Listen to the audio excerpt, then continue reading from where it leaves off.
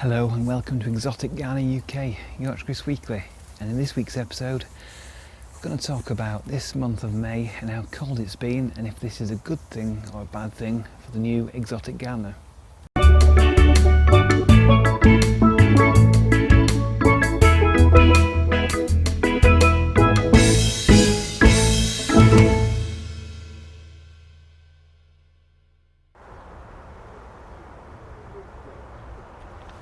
So it's no denying it that in the UK this spring has been cold, and it continues to be cold so far in May 2021. We had the coldest January as the UK overall, we've had the frostiest and sunniest April, and we've still got frost as we go into May, and it's meant all those people that like to get out their plants early haven't been able to, and this even goes down to people areas in the Midlands and down to the south as well, where it's been cold and it's still been frosty down in Essex and Suffolk and Devon into May, which is pretty unusual. But we've got to remember that it's not overall, if you look back at the last 50, 100 years, it's not unusual to get frost in May. In fact, it's normal. Most years we've had frost in May, and in some parts of the country you get them in June quite often as well. But we want to get our plants in the ground, and is it a good thing or is it a bad thing that's been really cold? Well, on the face of it, it's been a bad thing because it's meant we've not been able to get on with planting out our plants, hardening off plants, and all that early growth that we got on gunneras and schefflers and things like that got blackened, and it's had to regrow and repush out more growth, and it's just set everything back further and further. But I think if you're a new gardener or a new exotic gardener, it's possibly a good thing. I think it's a good thing because having a spring like this, a cold one with frost, means that you've got that in the back of your mind for future years, and you won't be too hasty and too likely to get out plants early in March and April or early May, when you might get frosts into May, which would either really set things back or, in worst case scenario, kill plants that you've planted out too early. So it's worth looking in your history of weather in your area and seeing when the last frost dates are, because in recent years people have looked at the last frost dates for areas possibly and thought, well, actually there's no chance we're going to get frost, and even if we do, with the lightest touch of frost it won't do any damage,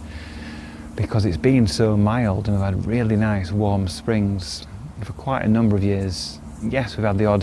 odd frost here and there in April and May, but not very often, and it's lulled people into a false sense of security thinking they can plant out plants very early, when in fact it's a gamble. You can get away with it quite a few years, it will be nice and mild, you won't get late frost and your plants will romp away. But like we've seen this year, we get frosts, we get just cold daytime temperatures, things get set back, and it means that plants aren't going to do well if they get frosted or if they get set back too much. So it's worth looking at those frost dates and also holding back the hardening off process, holding back planting out plants. And if you're used to more traditional plants like, for instance, tomatoes or courgettes or runner beans, for instance, if you grow them on allotments or in vegetable gardens, you know these very tender vegetables you wouldn't plant out early, and that's the same for a lot of the tender tropical and exotic style plants, that you wouldn't plant them before you plant out, say, a tomato. So for instance, a canna or a banana or a colocasia, don't plant them out any earlier than you'd plant out tomatoes in the ground or runner beans, or even things like growing potatoes and peppers and things like that, which are going to get frosted if obviously it gets cold and very icy, which we've seen we can get in May this year. So I'm rambling on a bit here, but basically what I'm trying to say is, yes, it's bad, it's frustrating that we've got all this cold weather, but in some ways it's a blessing, because it means that we know that we can get this cold weather, and we know for future years not to plant out plants too early. So if you're new to this style of gardening, think about this spring, remember it,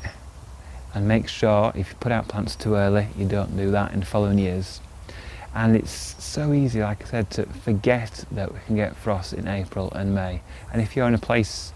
in the UK where you don't get frost, like really rarely get frost in late April and May, so in Cornwall, in London and places like that, it can still happen. It's very unlikely, but it can happen, and it can obviously devastate a lot of the plants that you put out if you get a cold spell. And this year, in 2021, it's going to warm up in middle of May, but we can still get frost. And looking at long range forecast, there's potential, it's not certain, there's potential we can get frost actually into early June. More likely northern England and Scotland, but it's still possible that even down in the Midlands and the south we might get frost, unfortunately, in early June. I hope that doesn't happen,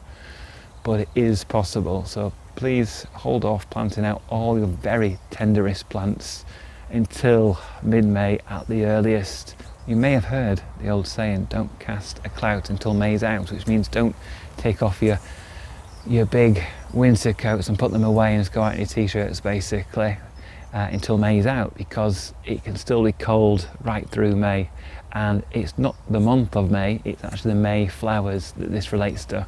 So for instance, in my garden, we're into May, the month of May, and the May flowers, or hawthorn flowers, are not fully out yet. There's only the first flowers out. So until their flowers are fully out, I wouldn't start planting out my exotic plants. So thank you for watching this edition of Exotic Gardening UK. Join me next week, where hopefully it'll be warmer and we'll be doing more in the garden.